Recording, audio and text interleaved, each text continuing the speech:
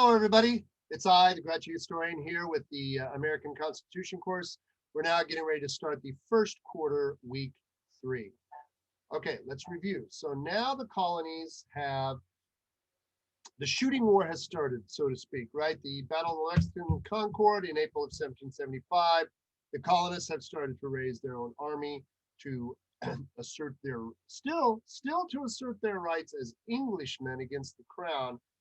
But now we start to see the first genuine stirrings of what will become an independence movement. But the colonists have a challenge, right? Not everybody's on board with this, right? I've read a number of histories that, you can argue the percentages, but like any insurgency, civil war, rebellion, et cetera, you really have about a third of the population is all for it, a third of the population is against it, and then they're all fighting for the attention of that third of the population in the middle who just wants everybody to leave them alone, right? And this is the challenge the colonists face, right? Particularly the what is called the firebrands that want to start separating from England, is they have to bring everybody else on board, or at least enough of them to help form a government, and most importantly, an army, right? This is why it's important to take this course, if I haven't mentioned it before, to have the background and history of what's going on at the time, right? So we go through the Lexington and Concord in 1775. The colonists start to form their own army in the summer of 1775, and they're basically laying siege to Boston because that's where the British Army is in North America, right? So we go through the fall and winter of 1775 into the spring of 1776.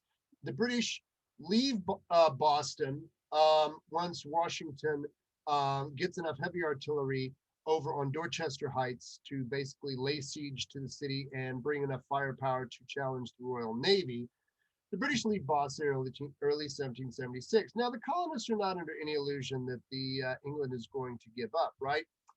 However, there is a strong number of colonists who want to appeal directly to the king, to still try to reconcile, to still try to come to some sort of political settlement. Unfortunately, this does not happen because King George, no matter what you think of him in the musical Hamilton, declares the colonists in rebellion. Now, this is a big deal because at this point they're considered to be committing treason against the crown, which is not good for the attachment of your head to your body should you fail, right? So the king does not offer any chance of reconciliation with the colonies, and at this point, the colonies start to really move toward independence. If you look in the syllabus, the book I recommend by John Ferling is absolutely great. If you ever want to really see the political maneuvering, the political negotiating, the behind the scenes that actually got us to July 4th, 1776, it was not a straightforward path. It was not a done deal until the very end. But now the colonists declare independence, which of course now they've really done it. Now they've really committed treason against the crown. And now they have two challenges, as I've said before. They have to figure out how to form a functioning government, and they have to figure out how to maintain, support, and raise armies.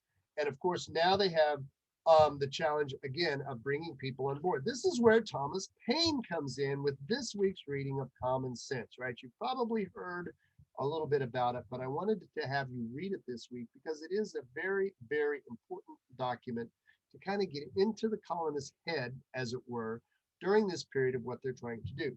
Now, Paine spends a lot of time on some various themes. Of course, he spends a lot of time, and some of the early writings, if you read Locke and Rousseau, right, they're also looking at sort of the separation, what are the boundaries, what are the overlap of society and government, because the early colonists definitely did not consider them forever interlinked, right? And again, they were always very mindful of just how much government could you have before you tipped into tyranny. Interesting question for today as well, don't you think? So Paine goes through a very long description of, basically saying why America should be free of independence and why monarchies in particular, because now, of course, the colonies and King George, they are no bueno anymore. It's interesting if you read this, as I said last week, the colonists, the well-schooled, educated were very well versed in Greek and Roman history, philosophy. They knew Latin, they knew Greek, and they also knew the Bible. So if you look at this this week, Payne has a very long exposition out of the book of Samuel, which is fascinating about the pitfalls that Samuel tried to tell the Israelites before they chose a king, because the Israelites, we have to have a king because everybody else has a king, so we need a king. And Samuel's like, you might want to think about this. I mean, you all, after all, have the Lord God, King of the universe. They said, we want a king. Samuel says, well, you can do that, but if you do, here's all the things that's going to happen to you.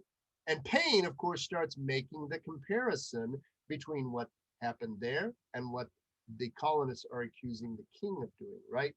He also says, which is interesting, viewpoint of foreign policy is if America is no longer tied to England, it is no longer tied to England's enemies and England's wars, right? Which he kind of has a point here, right? Most of the European wars of the 16th and 17th century, particularly the War of the Spanish Succession, the War of the Austrian Succession, the 7 Years' War, which was known in America as the French and Indian War, all inevitably dragged the colonists into the fighting between the French and British colonies, or in some cases, even the British and Spanish colonies. There is, of course, the forgotten tale that the colonies actually raised armies to serve overseas with the British in Cartagena, and also to capture Louisbourg, which was a city on the island of Newfoundland during those wars. So the colonists actually provided troops to help fight in these wars. And now they're like, we don't need this anymore. You guys in Europe, do your thing. We're just going to be over here making money. Okay. However, the other thing is, and this will be interesting to track for the next couple of weeks, Payne was a tad optimistic about the colonists' ability to raise armies, maintain armies, raise the navies. Like, we have all these resources, we have people, we can make guns, we can make powder, we can make ships. Yeah, that ain't having an army and a navy, as the colonists were about to find out to their chagrin. In the long term, yes, the potential power of the United States would become extreme, right? In another couple of hundred years. But for the moment, they assumed that the colonies would be self-sufficient. We can stand up for ourselves. Come on, everybody just needs to get on the team and we'll whip those British and be independent in no time. We're going to find out that that is just not true. But it was important to see, and we're going to talk about this when we actually get into the Declaration of Independence, is that they feel like they have to explain themselves, right? Not just to the colonists, but more importantly to their supporters. And they had many in England that are like, this is a really stupid war. Why are we fighting the colonists? We're fighting fellow Englishmen, and it's inevitable that the French and the Spanish are going to come into the war. We're going to get into a big war that we're going to have to fight not only the colonists, we're going to have to fight the French and the Spanish. All right, they were. And they're like, we should be reconciling with the colonies. So the colonies felt the need to appeal to them. Also, there were other people that they felt the need to appeal to, right? Because eventually they are going to go to try to find some allies against the English, France, Spain, money from the Netherlands, right?